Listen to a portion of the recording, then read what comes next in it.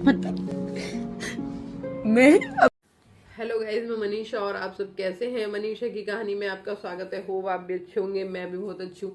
तो गाइज, आपने देखा कि क्या हुआ सपना के साथ। आज तक मैंने किसी के ऊपर वीडियो नहीं बनाया है, खाली मैं अपना ही वीडियो बनाती हूँ। लेकिन अभी मैं देख रही थी वीडियो और देखने के बाद मुझे इतना ज्यादा दुख हुआ कि मुझे लगा कि मुझे इस पे वीडियो बनाना चाहिए, इस पे अपनी राय रखनी चाहिए कि किसी के साथ इतना बुरा कैसे हो सकता है।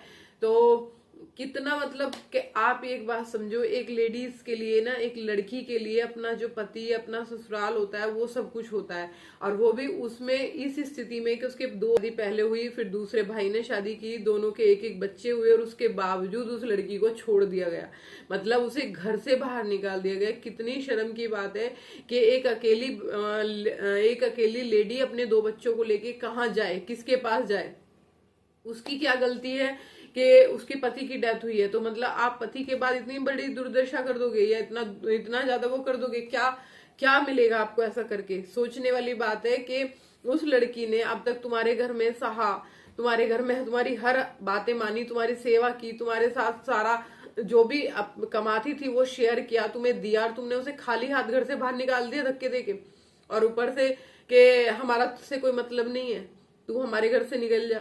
ये कहाँ का इंसाफ है बताओ।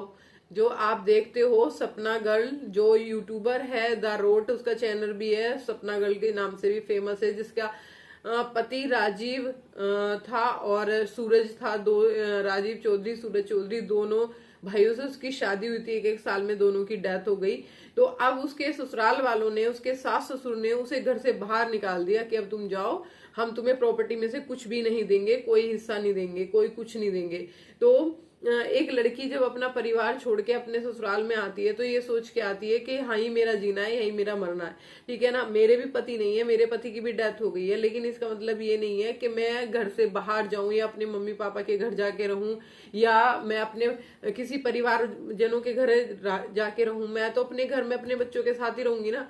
अब शादी कर दी माँ बाप ने, बच्चे हो गए, सब कुछ हो गया, तो अब उसकी जिम्मेदारी वो परिवार वाले थोड़ी ना लेंगे, ससुराल वाले ही लेंगे ना। अब वो ससुराल वाले जब उसे घर से बाहर निकालेंगे तो वो क्या ही करेगी, कहाँ जाएगी, कुछ सोचा है। उसकी छोटे छोटे दो बच्चे, उनका स्कूल है, उनका पढ़ना है, उनका रहना खाना है, कहाँ से करेगी एक लेडी अरेंज इतना सब कुछ, कहाँ से क्या करेगी। तो मैंने बस यही सोचा कि ये वीडियो मैं बनाती हूँ और लोगों तक मेरी बात जाए, लोग उसे देखें और अपना थोड़ा उसका सपोर्ट हो, ताकि वो अपने घर से जो उसे बिल्कुल खाली हाथ निकाला है वो उसके बच्चों के नाम कुछ करें, उसके बच्चों को कुछ दें। तो ये होगा कि एक दूसरे की हेल्प से, एक दूसरे के प्रेशर से शायद उसके बच्चों को कुछ मिल जाए। के लिए कर रहे हैं ना, वो बच्चों के लिए कर रहे हैं, किसके लिए कर रहे हैं, क्या कर रहे हैं, हर चीज में बोल रहे हैं ये तो हमारे बेटे की चीज है। मैं सामान भी लेके आई हूँ अपना, तो सिर्फ कि वो सीधे बोलते हैं जो हमारे बेटों का भी सामान है वो हमारे बेटों का है, वो तुम्हारा नहीं है।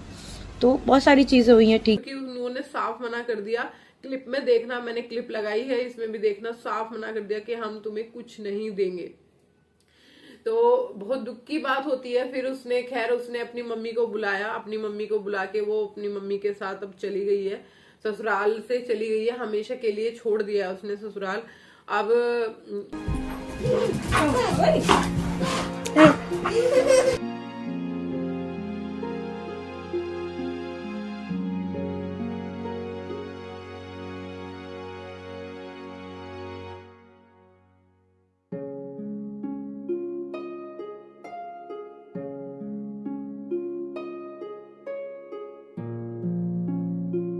ऐसा व्यवहार करेंगे ये तो कोई भी नहीं सोच सकता था। उसकी तो दुनिया पहले ही उजड़ चुकी है, उसकी जिंदगी तो वैसे ही खराब हो चुकी है, और उसके बाद भी तुमने उसे सड़क पे छोड़ दिया।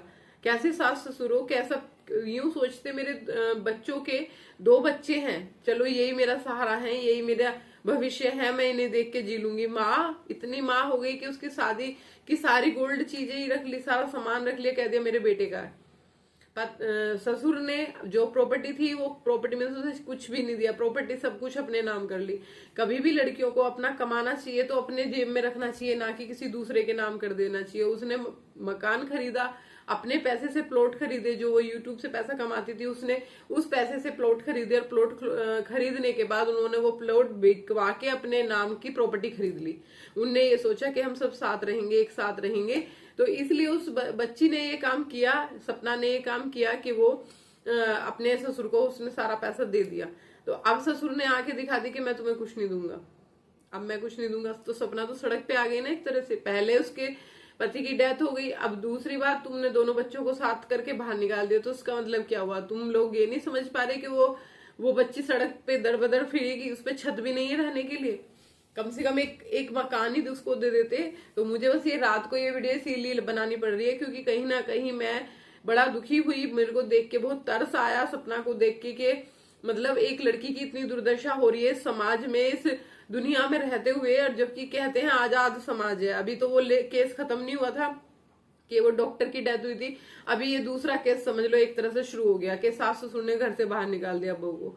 भाई कुछ तो सोचो कि वो अगली बंदी 2 बच्चों को लेके कहाँ जाएगी, कैसे रहेगी, क्या करेगी। तो इतना तो थोड़ा सा होता ही है, थोड़ी सी तो इंसान को इंसानियत आती ही है। ठीक है, विचारों में मतभेद सबके घरों में होता है, लेकिन इतना नहीं होता कि वो घर से बाहर ही निकाल देते हैं। तो बस यही मैं बना रही थी ये वीडियो, तो उसमें मैंने सोचा ये छोटी छोटी क्लिप आप लोग देखना कि सपना ने खुद बताया है कि उन्होंने मुझे कुछ नहीं दिया, कुछ भी नहीं दिया। आपने सुना होगा सपना ने खुद बताया वीडियो में कि मेरी सास ससुर ने मुझे कुछ नहीं दिया। अब तो फिर उसके बाद सास से उसने फोन पे बात करी, सास से बोला कि मम्मी आप मेरी जो भी सामान है शादी का वो दे दो।